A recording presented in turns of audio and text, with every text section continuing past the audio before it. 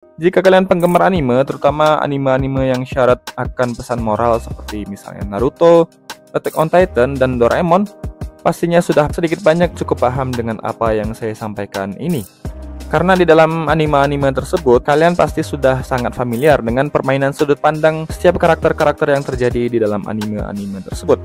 Ya, hal ini sebenarnya melatih kita untuk menjadi lebih objektif dalam menilai suatu permasalahan. Misalnya di dalam anime Naruto yang pada awalnya kita digiring untuk menghakimi dan membenci habis-habisan Pain dan juga Akatsuki sebagai villain utama dari anime ini.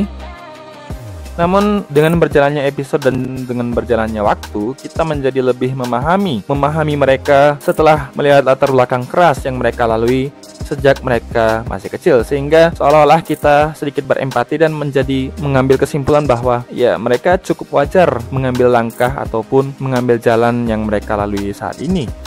Begitulah kira-kira. Selain Naruto, anime Attack on Titan justru lebih frontal lagi.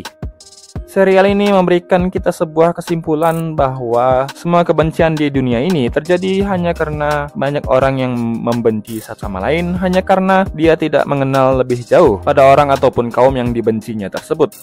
Bahkan anime ini dengan gamblang memperlihatkan bagaimana kejamnya sebuah perang dari sudut pandang seorang korban dari peperangan tersebut. Dan banyak sekali sudut pandang menarik yang terjadi di dalam anime ini yang membuat kita seolah-olah lebih bersimpati pada musuh kita, walaupun di dalam anime ini mereka adalah villain utama ataupun villain sampingan yang ada sebagai musuh dari protagonis di dalam anime ini.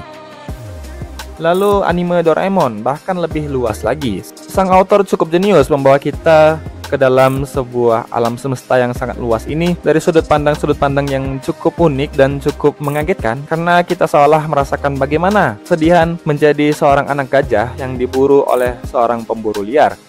Lalu bagaimana dendamnya seorang kucing liar yang dibuang oleh pemiliknya hingga ia akhirnya berusaha balas dendam kepada manusia tersebut. Lalu ada juga sudut pandang bagaimana perasaan pohon dan lingkungannya yang dirusak oleh ulah rakus umat manusia. Semua itu digambarkan dengan baik.